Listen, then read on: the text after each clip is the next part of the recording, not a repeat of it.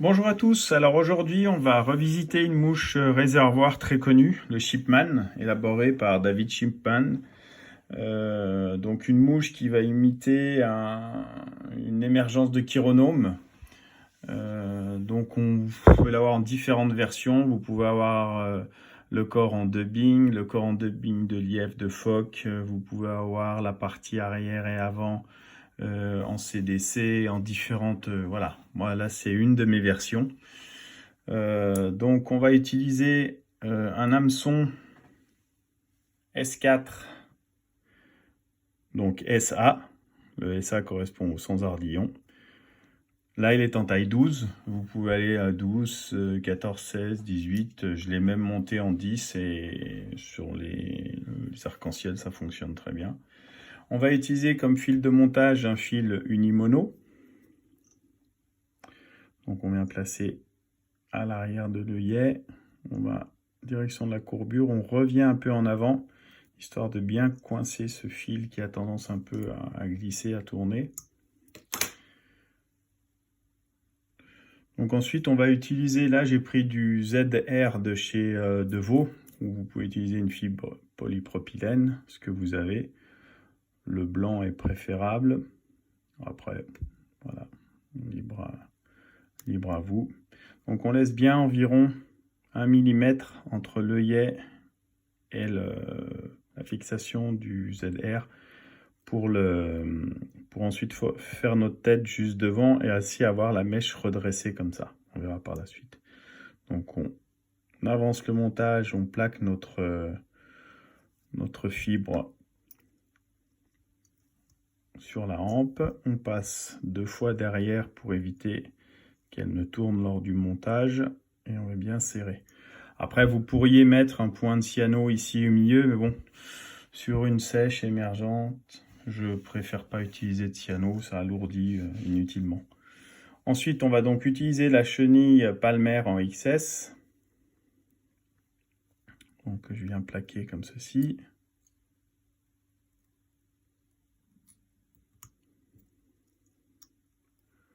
Voilà, différentes teintes, je vous ferai voir par la suite.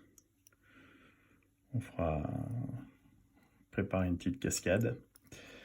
Donc, on revient au point de fixation juste derrière du ZR et on va procéder aux enroulements de notre chenille palmer. Alors là, essayez de pas trop emprisonner les fibres, il faut vraiment donner du volume et ce qui va donner de la vie à votre mouche. C'est surtout une mouche comme je l'utilise pour pêcher dans les vagues, dans le vent, qui va être plutôt en sèche ou en émergente, tout dépend en fonction de... Il suffit juste des fois de saliver dessus pour la faire passer sous la pellicule d'eau, et des fois ce que le poisson recherche, d'avoir une mouche qui ne flotte pas trop haut.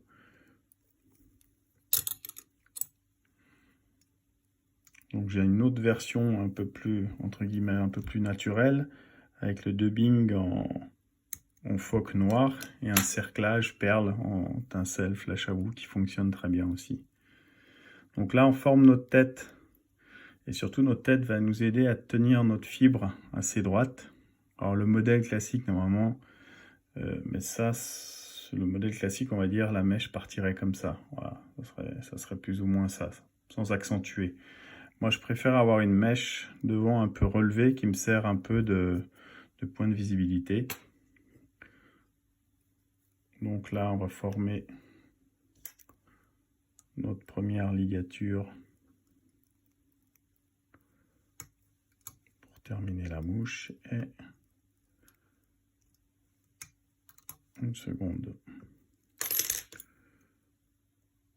Voilà. Donc pour la partie avant, faites attention de ne pas trop tendre et couper, parce que souvent la fibre se replie, se détend, et du coup on est trop court. Donc plutôt couper en plusieurs fois. Sur l'arrière, pareil, on détend la fibre, on regarde à peu près, environ 5-6 mm, c'est suffisant. Donc voilà, la mouche est terminée, Rien de plus simple et je vous dis redoutable dans les vagues. Donc pour la cascade, c'est maintenant. Alors voilà les couleurs disponibles que vous pouvez retrouver. Donc on va du brun, brun rouge, le jaune, le miel, l'orange et le tan. Donc voilà, bah écoutez, je vous souhaite un bon montage.